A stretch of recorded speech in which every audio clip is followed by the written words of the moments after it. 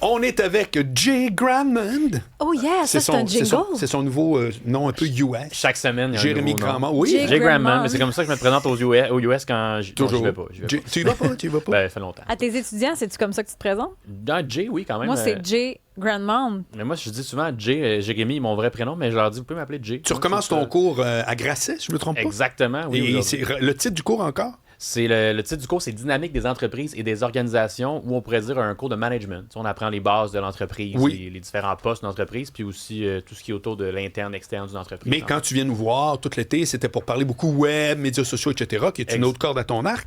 Et aujourd'hui, tu veux parler de rentrée scolaire. Qu'est-ce qui reste du grand mot éducation? Ben oui, un sujet qui s'éloigne un peu du web, mais que je vais faire des petits liens avec le web quand même, là, si je peux réussir à le faire. Mais en fait, c'est que moi, c'est ma rentrée administrative aujourd'hui. Je me suis réveillé ce matin plus tôt qu'à l'habitude. Depuis le début de l'été, j'étais quand même relax.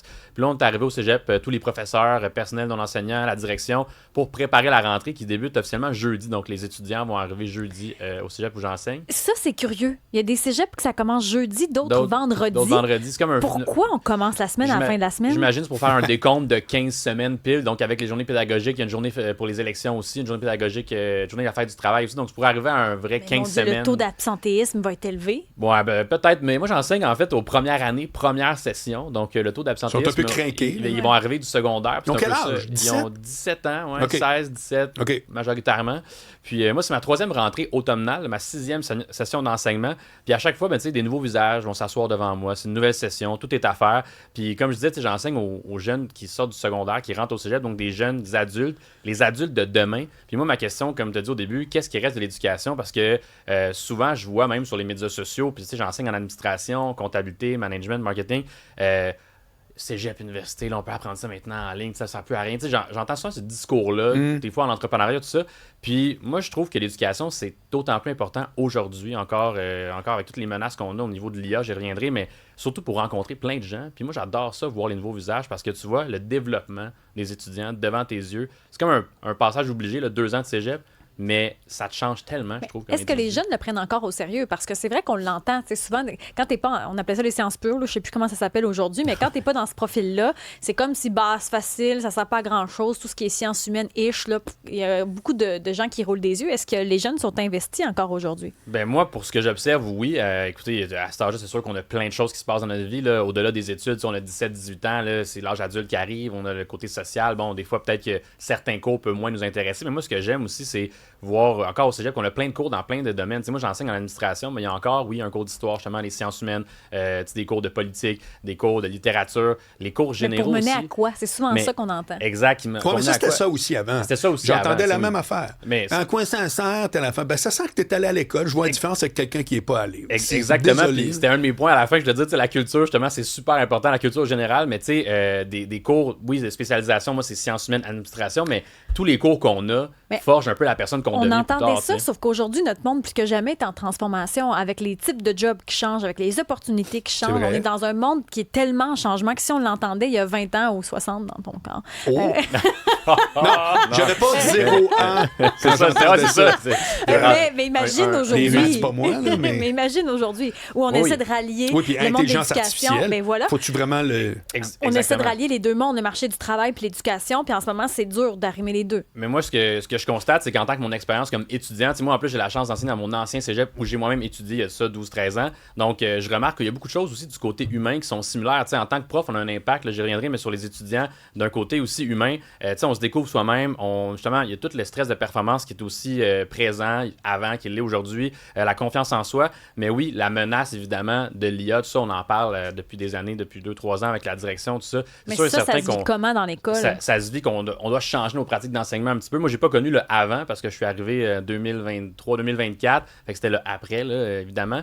Mais c'est sûr et certain qu'on retourne un petit peu à beaucoup l'écriture écrite, des fois des conférences aussi en classe, l'expérience aussi qu'on partage en tant que prof. Moi, j'ai remarqué, je suis un jeune prof encore quand même, je partage beaucoup de mes expériences personnelles en lien avec la matière que j'enseigne. Je pense que ça plaît beaucoup aux étudiants, ça, parce qu'on peut se reconnaître puis on peut découvrir des fois des choses qu'on connaissait pas auparavant puis qu'on peut finalement devenir un métier plus tard. Utilises-tu, toi, l'intelligence artificielle pour monter tes plans de cours, pour monter tes cours, etc.? Pour les tâches qui sont un peu chronophages, certainement oui, mais pour tout ce qui est d'aspect, monter des courses parce qu'en fait, on se base aussi sur un livre aussi. Puis Dis donc, pour Hugo, l'autre bord dans la régie, c'est quoi chronophage? Lui, ces grands mots-là, il a aucune idée. Répétitif, les tâches répétitives, okay. Les tâches sont correct, similaires. C'est bon, oui. Okay, ça, cool. c'est la bonne définition. Peut-être que je me suis trompé. Puis je vais me faire... Non, c'est en plein ça. C'est un beau mot qui m'est sorti même. mais bref, non, mais oui, à tout le moins, des fois, pour certains petits trucs, mais la plupart du temps, c'est vraiment... Mon cours est monté comme moi, j'aime l'enseigner, puis comme avec des histoires aussi de mon quotidien aussi, qui ont rapport au management. As-tu vu... Puis toi, t'es en plein là-dedans. As-tu vu une différence que ce soit le web en général, les médias sociaux ou l'intelligence artificielle, sur littéralement ce que ça a comme effet sur tes étudiants? Dans ta question? Je vais donner un exemple. Ouais. On dit souvent que en 2007, c'est très vrai ce que je vais te dire, en 2007, quand le iPhone est sorti, ça a été le début où la technologie s'est mise à accélérer plus vite que la capacité d'adaptation. C'est-à-dire que, je prends un exemple, quand l'automobile a été inventée, il y a eu des décennies où est-ce que ça a transformé les villes, la banlieue, s'est créé, tu sais, des décennies. Wow! 2007, l'iPhone arrive, Tinder, Amazon. Des applications de tout ça. Les tunes sur Apple sociaux que tu achètes sur le bol de toilette. C'est genre... Et là, ça, on le voit avec l'intelligence artificielle plus que jamais. C'est-à-dire que... Puis c'est très vrai. Pense-y, là. La technologie avance beaucoup plus vite que la capacité qu'on a de s'y adapter. La capacité, là. Quand même que tu veux, là, tu sais. Bon. Est-ce que tu as vu ça, toi, comme prof, que les avancées technologiques en général, celles qui te concernent, puis que tu viens nous jaser, ont eu un impact sur l'étudiant lui-même? Mais je le constate, moi, par le fait, par rapport à mon expérience d'étudiant un petit peu, tu sais, moi, je vois qu'il y a certains trucs, des fois, qui vont être facilités, dans certains travaux, des fois, qui peuvent être facilités par l'intelligence artificielle. Puis de là, ça amène le point de... Il faut vraiment développer davantage son esprit critique, davantage sa capacité de réflexion. Puis, tu sais, savoir faire de la bonne recherche, là, tu sais, c'est quelque chose qu'on apprend en sciences humaines, en plein de domaines, mais, tu sais, faire confiance à une première source qu'on voit par rapport à l'intelligence artificielle, sans faire de recherche derrière, puis de comprendre, puis de corroborer les sources, ben, c'est important de l'apprendre ça encore aujourd'hui, puis d'autant plus aujourd'hui. Moi, je le vois des fois qu'il y a une facilité qui est peut-être... Mais tu dis facilité. Est-ce que c'est une facilité ou c'est une paresse dans le cadre de l'éducation?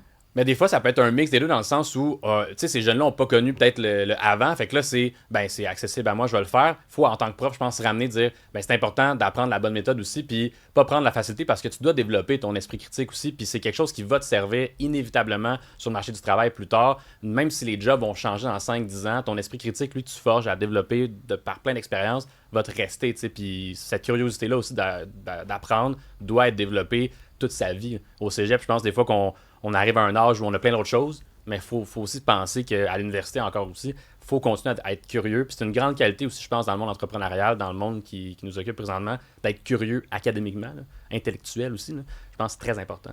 Ouais. Et c'est quoi ta conclusion de ça quand tu regardes... Ma conclusion, ben moi, c'est qu'un prof, ça a un réel impact dans la vie d'un étudiant. Puis moi, je trouve ça beau. Je trouve ça beau, moi, de pouvoir connecter avec le présent. Mais c'est encore aussi vrai qu'avant. Je sais que tu vas dire, moi, je suis sûr que oui, mais je pense qu'en tant que prof, on doit se dire que c'est aussi vrai qu'avant, puis on doit l'incarner. Tu sais, moi, je suis un jeune prof, je veux faire ça pendant encore des années. Ah ouais, t'es pas découragé? Ben, je suis pas découragé parce que je pense que si on est découragé nous-mêmes, mais on va tous se décourager en chaîne. Moi, je vois des jeunes devant moi qui sont ambitieux, intelligents, allumés. J'en côtoie des nouveaux. Là, j'en ai avoir 123 précisément dans 2 jours. Ben, pas devant moi, mais d'ici la combien de classes? J'ai 4 groupes d'une trentaine d'étudiants, 30-35 étudiants. Puis, tu sais, l'avenir, c'est stressant. Ça peut être anxiogène pour plusieurs. Moi, le premier, des fois, ça me stresse. Mais je pense que la jeunesse d'aujourd'hui, elle est belle, elle a du potentiel. Faut qu'on l'amène avec nous. Faut qu'on soit à son écoute. Puis, moi, je trouve ça beau être prof aujourd'hui. Ah, ben, c'est clair. Je te félicite vraiment. Dans le cas, parce que moi, ma valeur numéro 1, c'est l'école. Pour vrai. Ben, moi aussi, tu sais, encore aujourd'hui, c'est d'autant plus même, je dirais. Mais c'est quoi la plus-value précise à travers tout le bruit puis toutes les distractions qu'un étudiant a? C'est quoi la plus-value qu'un professeur peut avoir maintenant? C'est-tu encore dans le lot de se dire, bon, je les sauverai pas toutes, entre guillemets, mais il y en a quelques-uns qui vont dire, j'étais très stimulé, moi j'avais un prof, ça s'appelait Jérémy Grandmont. C'est quoi? Oui, mais non, mais c'est en pesant sur quel bouton? C'est en pesant sur quel bouton? Aujourd'hui, plus que jamais, je pense les connexions humaines puis d'être à l'écoute. Puis je me répète souvent, mais tu sais, moi, j'essaie d'apprendre les noms des étudiants rapidement, même avant la première, deuxième semaine, tu sais, que vraiment connecter avec l'individu, tu sais, humaniser l'académique aussi, tu sais, humaniser ça, puis pas juste faire ça pour apprendre puis la théorie. Y a-tu des élèves qui viennent te revoir à la fin de l'année comme oui. Hey Jay, merci. J'ai même reçu un cadeau d'une étudiante de m'amener une casquette avec à l'effigie, tu sais, un insight qu'on avait en classe par rapport à ce qu'on discutait, tout ça. Puis, tu sais, j'ai des étudiants, je pense, en tout cas, humblement, que je réussis à marquer. Tu sais, on peut pas tout en marquer égal. Chaque prof fait son lot d'expérience, mais sur une classe de 30 personnes, si on a 1 ou 2 ou 3 étudiants qu'on a pu avoir un léger impact sur leur parcours de vie, parcours professionnel. Je ne sais trop, ben moi je trouve que ça a une beauté là-dedans, puis c'est ça. Merci beaucoup, Jérémy Grandmont. Merci Puis tu viens de nous reparler, consultant en informatique et le spécialiste des médias sociaux à notre émission. À plus tard. Merci.